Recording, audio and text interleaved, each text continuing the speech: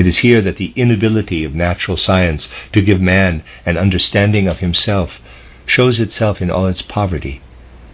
The human being no longer feels himself to be a child of the spiritual world, but merely a child of characteristics inherited in the course of earthly physical existence. All this is very forcibly manifest in social life. You have only to think of the demands that have arisen as the outcome of a gigantic piece of political stupidity which has spread through the world in recent years. This folly slowly gathered strength during recent centuries, and then came to a climax in our own day.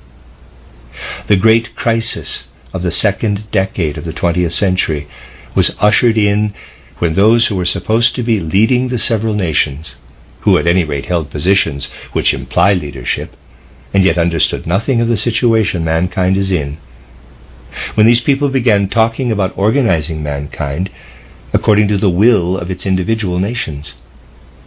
It was indeed in our recent times that national chauvinism was aroused in its very worst sense.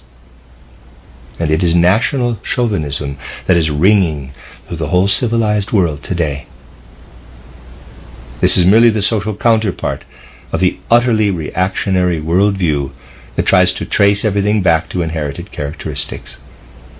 When one no longer thrives to fathom one's nature as a human being and to fashion the social structure in such a way that this human nature can be at home in it, and when one strives instead to bring it about that the social structure corresponds only with what men are as Czechs, Slovaks, Magyars, Frenchmen, Englishmen, Poles, and so on, then one forgets all spirituality.